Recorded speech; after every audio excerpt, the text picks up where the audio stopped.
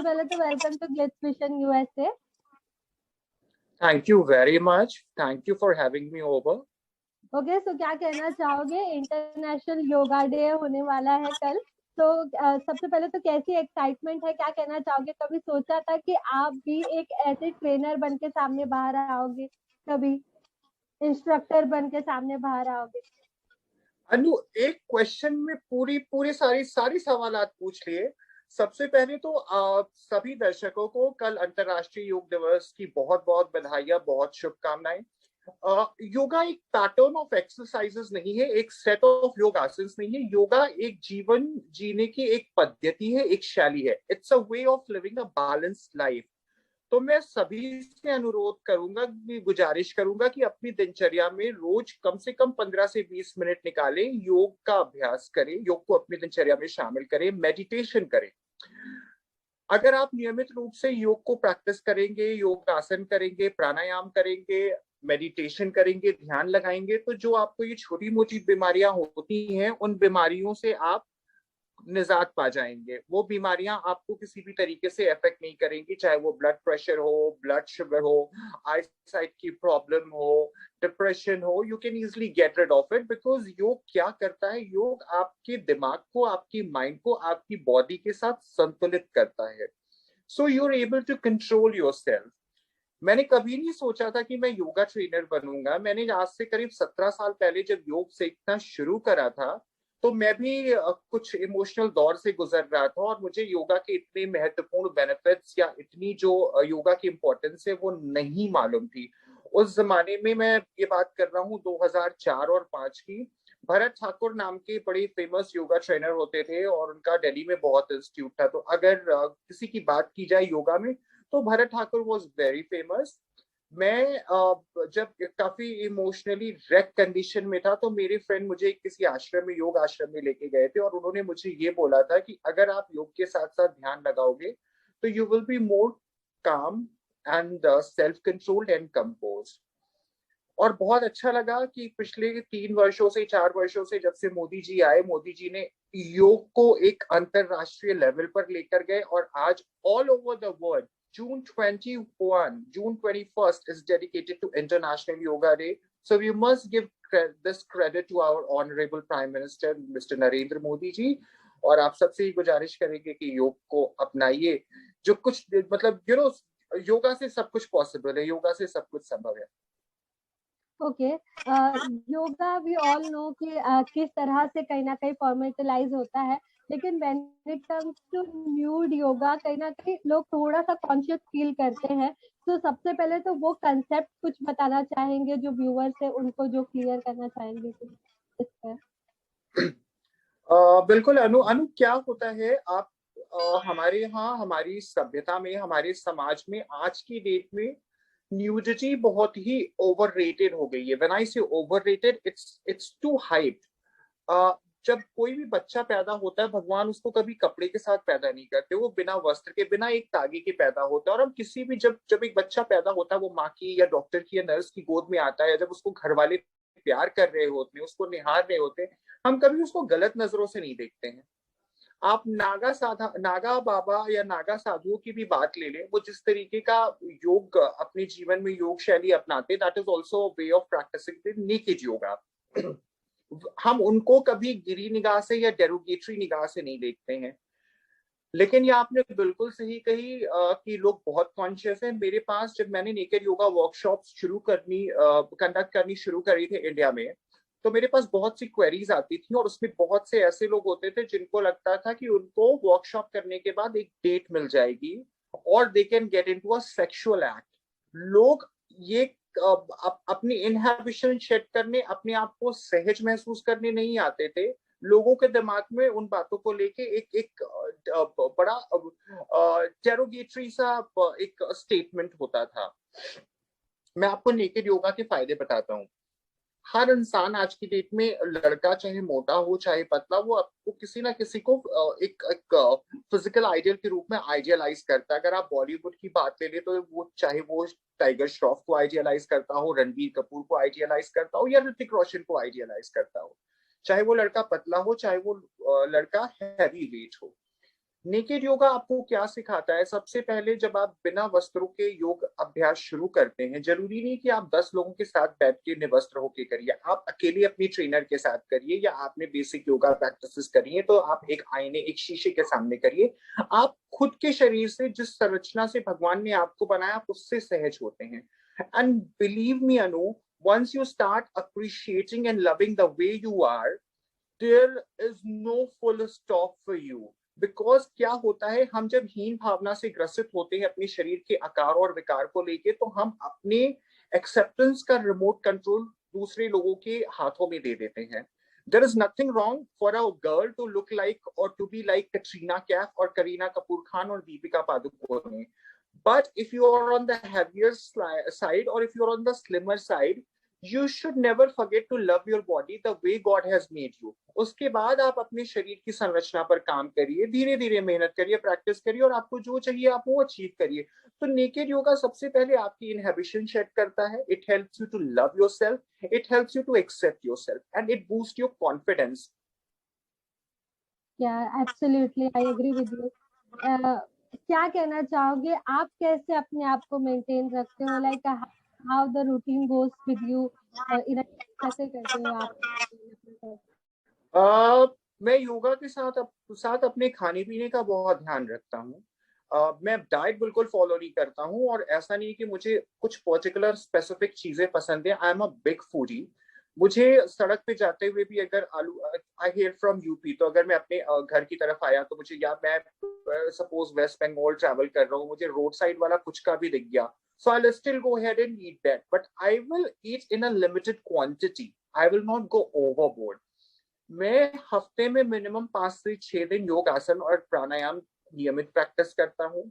मैं अपने विचारों को संतुलित करता हूँ। मैं कभी किसी को लेकर दुर्विचार नहीं रखता हूँ। मैं भी भगवान नहीं हूँ, कई बार बहुत से लोगों की बातें मुझे भी आहत करती हैं, लेकिन मैं कभी भी मन के अंदर, दिल के अंदर वैनमस्ता रख के नहीं सोता हूँ, कभी किसी के लिए नेगेटिव फीलिंग रख के नहीं सोता हूँ। सोने से पहले मैं हर वो इंसान जिससे कभी मुझे दुख पहुंचा है, और मैं अपने आप को माफ करके सोता हूँ। And I take every new day as a new beginning to learn and to achieve better. And I think यही मूल मंत्र है जिंदगी जीने का।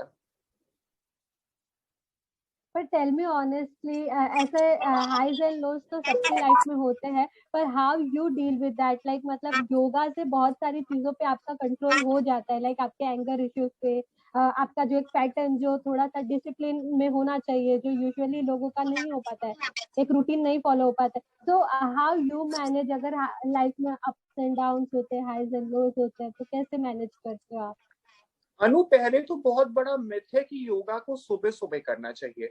सुबह सुबह इसलिए ऋषि मुनि लोग ज्यादातर अपना ध्यान लगाते थे क्योंकि वो ब्रह्म काल का जो मुहूर्त होता था, उस समय नॉर्मल जनता होती थी, वो सोई हुई होती थी, तो उतना शोर शराबा नहीं होता था। अगर आप योगा एक्सरसाइजेस, विच मीन्स अगर आप योग आसन कर रहे हैं और उसके बाद ध्यान, मेडिटेशन एंड ब्रीदिंग एक्सरसाइजेस कर रहे हैं, आप वो 24 घंटे में किसी भी वक्त कर सकते हैं। आपको सिर्फ एक बात का ख्याल रखना है, और वो बात ये है कि आपने जो अपना खाना खाया हो वो उससे करीब 40 मिनट पहले खाया हो, जिससे जो आपके शरीर में डाइजेशन प्रक्रिया है वो हो जाए। जिससे अगर आप स्ट्रेचेस करें, कुछ ब्रीदिंग एक्सरसाइजेस करें, तो आपकी डाइजेशन क्रिया पे कोई फर्क नहीं पड़े। तो सपोज कई लोगों को सुबह सुबह वक्त नहीं मिल पाता, वो ऑफिस से लौट के घर आते हैं, शाम हो जाती, तो अगर आपने रात का डिनर सपोज कर लिया 8:30 बजे, 8:45 खा लिया, तो 9:30 quarter to 10 you can easily perform. 15 minute के योग आसन करे आपने, 5 से 10 मिनट का आपने मेडिटेशन करा। ये आपने बहुत अच्छी बात करी कि जब जिंदगी में lows and ups and high and lows and ups and downs होते हैं, तो हम उसको कैसे करते हैं। इसके लिए मेडिटेशन बहुत जरूरी है। जब आप अपने दिमाग को ध्यान केंद्रित होकर संतुलित रखेंगे, डीप ब्रीदिंग एक्सरसाइजेस करेंगे, मेडिटेशन करेंगे, तो आप अपने रिएक्शन को कंट्रोल कर पाएंगे। अगर किसी ने मुझे कुछ कहा या मेरे साथ गलत किया, ये उसका एक्शन है। उस बात से मैं कितना प्रभावित हुआ हूं और उसको किस रूप से रिप्लाई कर रहा हूं या रिस्पॉन्ड कर रहा हूं या उस पर कैसे मैं रिएक्शन दे रहा हूं, ये मेरे हाथ में है। Believe me Anu, the day you start practising meditation, it helps you lot. और जो भी इंसान मेडिटेशन को प्रैक्टिस करता है, जो भी इंसान अपने आप को योग पद्धति से जोड़ के रखता है, और उसको रेगुलर प्रैक्टिस करता है, वो कभी भी मानसिक अवसाद, जिसको हम डिप्रेशन बोलते हैं, डिप्रेशन का शिकार नहीं होता है। नहीं, डेफिनेटली आई एग्री कंप्लीटली। सो क्या कहना चाहोगे, आपका कौन सा फेवरेट आसन है या योग है जो आप रेगुलरली, मतलब लाइक बहुत कम अगर वक्त मिला हो लेकिन ये करना आप कभी नहीं भूलते, वो कुछ ऐसे आसन? अनु, मैं मेरे 4-5 आसन बड़े फेवरेट हैं। वो ऐसे हैं कि वो कहीं भी किए जा सकते हैं।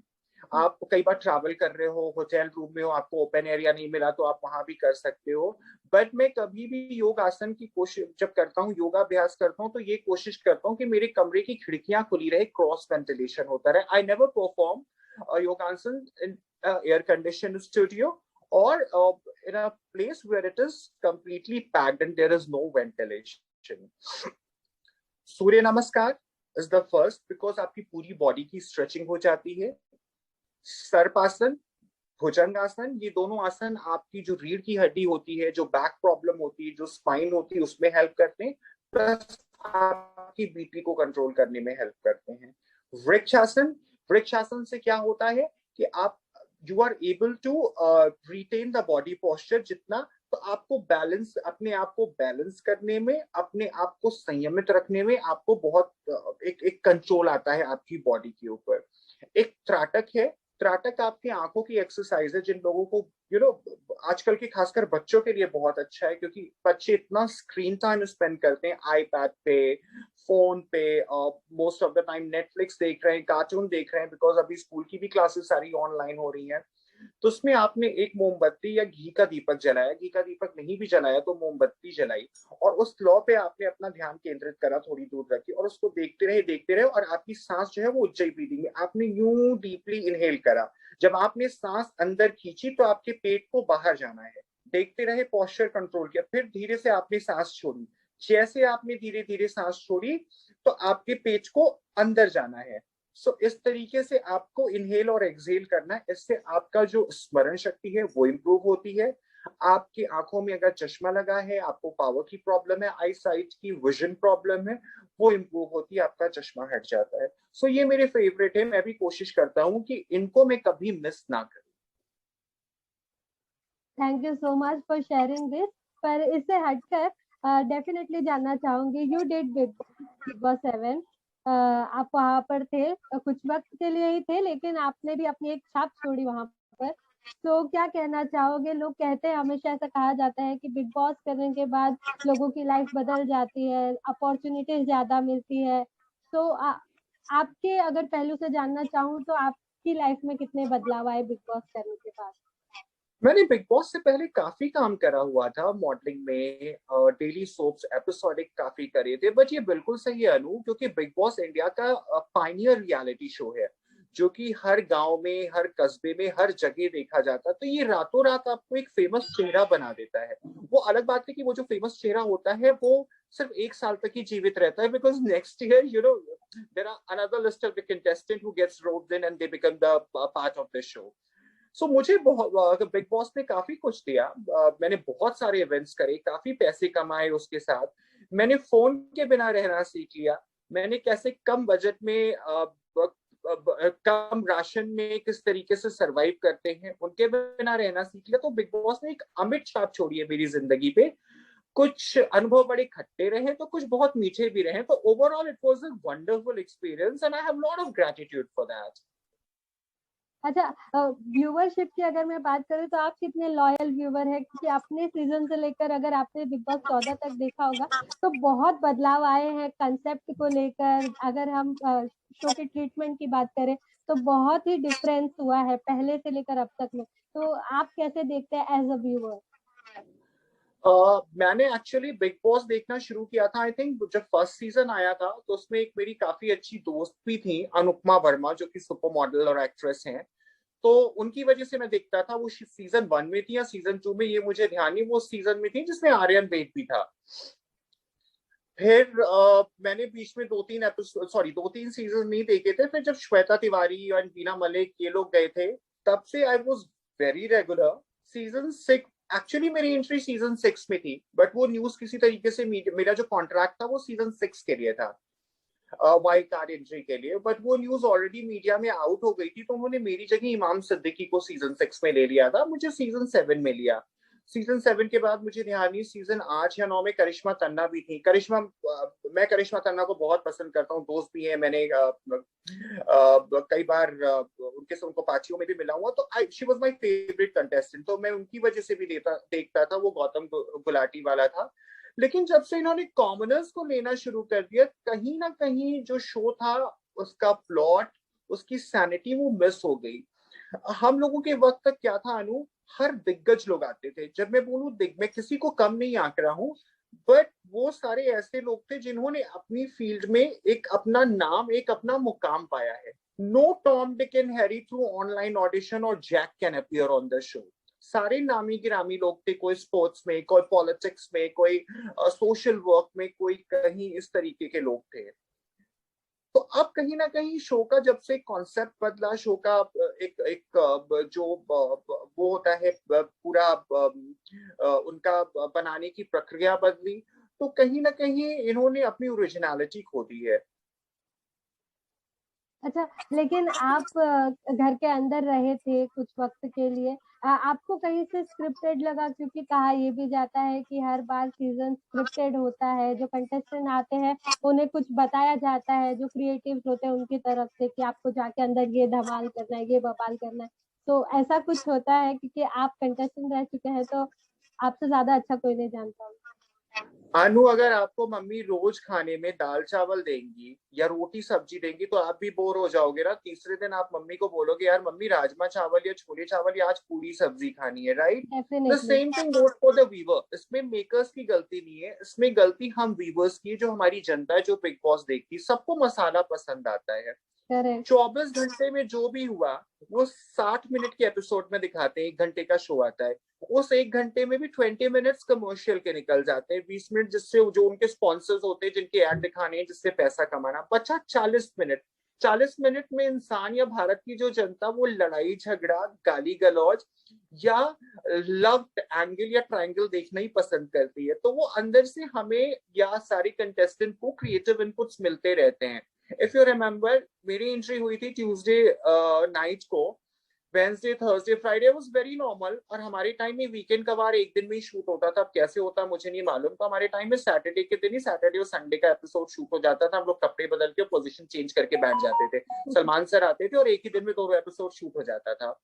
तो सलमान सर ने मुझे बोला, मुझे क्रिएटिव ने भी पहले बोला था, अरे भैया तुम दिख नहीं रहे हो, कुछ तो करो, कुछ तो you know like do something which is revolutionary, go probably create a thunderstorm, do something।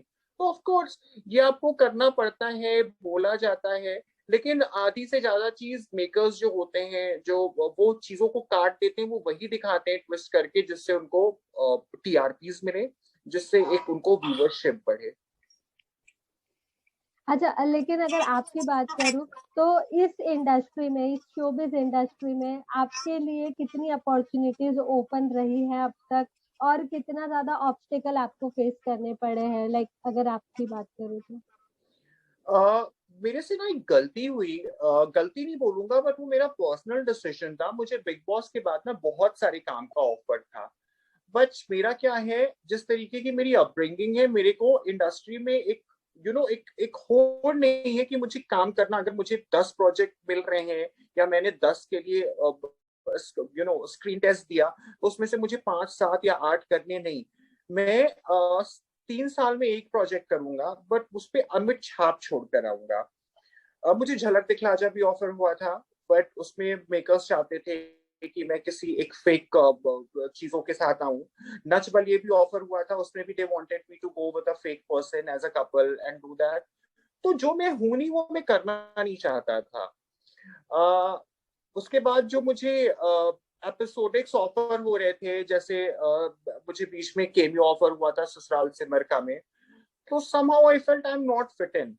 अगर आपका कोई मीनिंगफुल कैरेक्टर है, वो कैसा भी है मैं कर लूंगा, लेकिन किसी कैरेक्टर में आप जबरदस्ती मेरे को लेकर आ रहे हो 2 एपिसोड 3 एपिसोड के लिए, और मुझे लगता है कि उसके अंदर कॉमेडी नहीं फुहरता है, मैं नहीं करूंगा। तो वो मुझे चैलेंजेस मिले, तो I made it a choice, and मैंने फिर अपनी पर्सनल लाइफ पे ज्यादा ध्यान दिया। When it comes to OTT, फिर उसके कुछ सालों बाद ओटीटी प्लेटफॉर्म आ गया इंडिया में, नेटफ्लिक्स आ गया, फिर आपका बालाजी आ गया, वूट आ गया। और मैं इन बीच जब मैं भी किसी सीरियल के ऑडिशंस देने जाता था या मेरा लुक टेस्ट हो जाता था, फाइनल हो जाता था, तो मुझे ये बोला जाता था कि जिस तरीके के मेरे लुक्स हैं, I am too glamorous for television industry. तो पहले मुझे समझ में नहीं आया। मैंने कहा मैं एक छोटे शहर से ताल्लुकात रखता हूँ, अगर मैंने अपनी ग्रूमिंग करी है या जिस हिसाब से मैं अपने को रखता हूँ, is it too glamorous for television industry? लोगों ने मुझे बोला आपको जो काम मिलेगा वो जूम टीवी में सिर्फ एंकरिंग का मिलेगा, एंड विच इज ट्रू। इस वजह से मैंने बहुत काम लॉस करा। कुछ लोगों ने बोला आप कुछ ज्यादा गोरे हो इंडस्ट्री के हिसाब से, कुछ लोगों ने बोला आप अपना हेयर कलर बदल दो, कुछ लोगों ने बोला आप बहुत ज्यादा क्यूट हो इस वजह से नहीं मिलेगा काम। So I have had my share of experience, but मैंने कभी भी अपने जो प्रिंसिपल्स बनाए थे उस पे कॉम्प्रोमाइज नहीं करा, और मैंने कभी भी क्वालिटी पे कॉम्प्रोमाइज नहीं करा। ओके, तो वार्म एंड वेलकमिंग तो कहीं से भी नहीं है जहाँ पर इतनी ज्यादा दिक्कतें झेलनी पड़ी हो कि लाइक मतलब जैसे आप हो उस वे में आपको एक्सेप्ट नहीं किया जाएगा। You have to make so many differences, you so Oh many yes, changes. yes, yes. तो You need to adjust and you need to make many changes. अगर आप वो चेंज, देखो मैं इसको गलत नहीं बोलूंगा, अगर वो चेंजेस आप करके खुश हो, आप इतने महत्वाकांक्षी हो कि आप अपने को बदलने के लिए तैयार हो एक पर्टिकुलर रोल के लिए, ठीक है। आप सी मेरे केस में क्या, अगर मुझे रोल के लिए बदलना होता है would have done it, but कल को कोई बोले कि विवेक तुम जिस तरीके से इतने अच्छे कपड़े पहनते हो या जिस तरीके से अपने को इतना ग्रूम रखते हो, तुम मिसफिट हो, बिकॉज यहाँ बहुत एवरेज लुकिंग लोग चलते हैं, नॉर्मल लुकिंग लोग चलते हैं, तो कहीं ना कहीं ये मेरे लिए एक ओवर कॉम्प्लीमेंट है। तो मैं ऐसे में अपने स्टैंडर्ड्स को नीचे नहीं करूंगा to get the work done. तो आपको ऐसा लगता है कि फ्रेंडशिप या फिर जो आपकी एक जो कॉन्टैक्ट होता है ये बहुत ज्यादा मैटर करता है, जो रेफरेंस मिलती है कहीं ना कहीं वो बहुत मैटर करती है, लगता है आपको ऐसा? बिल्कुल नहीं करती है। I have done the best of the socialising in Bombay, I have done the best of the partying and networking in Bombay. सारे वो जो जो पार्टी का दौर होता है ना, आप बिजनेस कार्ड या नंबर एक्सचेंज करते हो, व्हाट्सएप पे मैसेजेस एक्सचेंज करते हो, पिक्चर्स क्लिक करते हो, हमारे टाइम में ब्लैकबेरी फोन चलते थे, बीबीएम पे डालते हो, वो सिर्फ उस रात की और वो चंद शराब की बातें होती हैं। कोई आपको ऐसे काम नहीं देता है, या तो आप टैलेंटेड हो बहुत, या आपको कोई बहुत अच्छी एजेंसी मैनेज कर रही हो, या आपको डायरेक्टर प्रोड्यूसर के साथ whatever the way it is, if you get in to their pants, आप उनकी डिमांड पूरी करो तभी काम मिलता है। आई एम सॉरी, टैलेंट भी बहुत कम देखा जाता है, कोई रेफरेंस से काम नहीं मिलता है। हाँ, अगर शाहरुख खान का रेफरेंस है, इस तरीके के लेवल का बड़ा रेफरेंस है, तो आपको काम मिल जाएगा। अगर आप टेलीविजन से निकल के अपने को अपग्रेड कर रहे हो, फिल्मों में जा रहे हो, आई एम सॉरी, कोई काम नहीं मिलता, टेलीविजन में भी नहीं मिलता है रेफरेंस से काम। पर व्हाट यू हैव टू से मतलब लाइक इतने ज्यादा स्ट्रगल में करियर अपना सोचना इज अ बिग थिंग। तो कभी दिमाग में ऐसा आया कि इस स्ट्रीम से हटकर कुछ अब अलग ट्राई करूं, या फिर जैसे कि आप योगा तो करते ही है, योगा ट्रेनर है, काउंसिल भी बहुत अच्छा आप करते हैं, मतलब किस तरह से लोग हील हो सके आप आपकी जो परेशानियां है उससे। तो कैसे मतलब लाइक इस फील्ड के बारे में क्या सोचते हैं, क्या इसमें करियर हो सकता है आगे? जो बहुत सारे ऐसे एस्पायरिंग एक्टर्स होते हैं जिन्हें ज्यादा पता नहीं होता, वो इनिशियली थोड़ा बहुत झेल जाते हैं, देन आफ्टर सम टाइम उनको ऐसा लगता रहता है कि इस लाइन में बरकरार होना भी चाहिए या नहीं, क्योंकि it's not a safe for anyone ना, मतलब लाइक अगर आपकी कोई सिक्योरिटी नहीं है, कोई जॉब सिक्योरिटी नहीं है। आई अग्री अनु। मैं सभी एस्पायरिंग एक्टर्स को एक सलाह दूंगा, अपनी एजुकेशन पे और अपनी क्वालिफिकेशन पे कभी कॉम्प्रोमाइज मत करो। मैं कभी भी किसी बच्चे को ये नहीं बोलूंगा कि 16 17 18 19 साल की उम्र में आप बॉलीवुड में या मॉडलिंग इंडस्ट्री में कदम रखो। Modelling is still okay because that is very temporary, आपकी छुट्टियां, आपने शोज करे, प्रिंट शूट करे, जो भी अवेलेबल हुआ, but not for the TV soaps और फिल्म। जब तक आप 21 22 23 साल के नहीं हो जाओ, आपको आपके अंदर थोड़ी समझ नहीं आ जाए, लेकिन समझ तो तब तक नहीं आती, बट एटलीस्ट आपकी एजुकेशन या आपकी जो टेक्निकल क्वालिफिकेशन होती है, स्किल्स होती है, वो पूरी हो जाती। खुदा ना खास्ता अगर आप अपने को स्टेब्लिश नहीं कर पाए, या आप 4 साल 5 साल 8 साल हिट रहे, उसके बाद आपको काम नहीं मिला, तो you have something to fall back on. आपके पास आपकी काबिलियत और आपकी योग्यता है कि आप उससे पैसे कमा सको, अपने को बिजी कर सको, and you can run your house. कितने ऐसे बच्चे आते हैं 12th करने के बाद, ग्रेजुएशन करने के बाद, छोटे छोटे शहरों से सपने संजो के, और उनको कितना महसूस होता है जब वो कास्टिंग एजेंट के, बड़े बड़े डायरेक्टर्स के ऑफिस के पूरे चक्कर काट रहे होते हैं और कुछ नहीं होता, और कितनी मासूमियत से मायूसी भरा चेहरा लेके वो वापस चले जाते हैं, क्योंकि कहीं ना कहीं ये कमी या ये गाइडेंस उनके पास नहीं होता है कि उनको पहले अपनी एजुकेशन और क्वालिफिकेशन कंप्लीट करनी चाहिए। थैंक गॉड मेरे पास मेरी स्किल थी to support myself is yoga. बहुत सी ऐसी चीजें हैं, अगर आप एमबीए कर लो, आप ह्यूमन रिसोर्स में चले जाओ, आप कुछ टेक्निकल लाइन में चले जाओ, हीलिंग में चले जाओ, आपको जिसमें इंटरेस्ट है, आप शेफ बनना चाहो, chef, baking, there are so many thing, designing, makeup, but आपके अंदर एक ऐसी योग्यता होनी चाहिए कि अगर एक्टिंग में आपका सिक्का नहीं जमा तो आपके पास कोई दूसरा फील्ड है अपने आप को स्टेब्लिश करने के लिए। I agree. अच्छा, सोशल मीडिया का जिस तरह से रेज है, एज यू ऑल नो, मतलब आप भी जानते ही है कि कुछ भी होता है तो there is a hand in hand, like मतलब अप्रिसिएशन हो, क्रिटिसिज्म हो, तो कैसे देखते हैं ये जो सोशल मीडिया का जो जिस तरह से अभी रेज है कहीं ना कहीं? अनु, सोशल मीडिया मेरे लिए, मैं अगर पर्सनली बात करूं, अब जो मुझे समझ में आया है इतने सालों से सोशल मीडिया पे एक्टिव रहने के बाद, मेरे लिए एक माध्यम है अपनी चीजें लोगों से जोड़ने का और लोगों की चीजों से जुड़ने का। रही क्रिटिसिज्म की बात, तो देखिए जो आपको ट्रोल करते हैं या जो आपके बारे में गलत लिखते हैं वो सारे एनोनिमस आइडेंटिटी होती हैं, तो जो अपना पता, अपना नाम, अपना फेस छुपाता हो, उनकी बातों को क्या सीरियसली लेना। और ये दुनिया तो ऐसी है कि यहाँ सीता माता भी जब वापस लौटकर अयोध्या आई थी ना वनवास के बाद, तो उनको भी भगवान राम ने अग्नि परीक्षा ले ली थी। तो मैं ट्रोलर्स या लोगों की बातों को कभी भी सीरियसली नहीं लेता। वो मेरे लिए social media is a platform to probably advertise my skills or advertise my achievements, or if I have something to share, I will use that platform to share. And there are many ways to learn from the social media through other people's profile. But when it comes to writing or trolling and writing negative things, I think nobody should take it seriously. Definitely. तो lastly कुछ message अपने fans को देना चाहेंगे, viewers जो है उनको देना चाहेंगे कि योगा के दिन कैसे अपने आप को हेल्दी रखे, खुश रखे और बहुत अच्छे से इस डे को सेलिब्रेट करें और एवरीडे योगा डे मनाए? मेरी सभी व्यूवर्स से ये रिक्वेस्ट है, हाथ जोड़ के ये एक प्रार्थना है कि आप एटलीस्ट हफ्ते में 4 से 5 दिन अपने लिए निकालिए। अगर आप किसी योगा इंस्टीट्यूट को नहीं ज्वाइन कर सकते हैं तो आप घर में बैठिए, आप धीरे धीरे से एक एक्सरसाइज होती है जिसको उज्जयी ब्रीदिंग बोलते हैं, अपनी ब्रीदिंग कंट्रोल करिए कि आप धीरे से इनहेल करें, और जब आप इनहेल करेंगे तो आपका पेट बाहर जाएगा, और जब आप एक्सहेल करेंगे धीरे से तो आपका पेट अंदर जाएगा। आपको कभी भी गुस्सा आए, आप एक गिलास ठंडा पानी पी लीजिए, या आपका बीपी हाई हो, और आप इसी तरीके से ब्रीदिंग पैटर्न करिए, आपका बीपी एकदम नॉर्मल हो जाएगा, आपका गुस्सा छूमंतर हो जाएगा। और एक शव आसन होता है जिस तरीके से डेड बॉडी लेटाई जाती है, आप नॉर्मल पीठ के बल बेड पे या जमीन में कुछ भी बिछा के, एक दरी बिछा के या चटाई बिछा के लेट जाइए। रात को चाहे सोने से पहले कर लीजिए, जब आपको टाइम मिले तब कर लीजिए, और धीरे धीरे ये डीप ब्रीदिंग एक्सरसाइजेस करिए, और थोड़ा सा अपनी गर्दन को यूं यूं इस तरीके स्ट्रेच करिए। देखिएगा आप कितना रेजुवेनेटेड महसूस करेंगे, आपको अपने शरीर के अंदर कम थकान महसूस होगी, कम तनाव महसूस होगा, and you will be feeling more refresh and very energised. Thank you so much, Vivek, for sharing all these things to us. And thank you so much for coming to us and talking to us. Thank you, Anu. Thank It you. was a Take wonderful care. session with you. You have a wonderful yoga day ahead. Thank you once again. God bless you. Thank you so much. Take care. Bye-bye.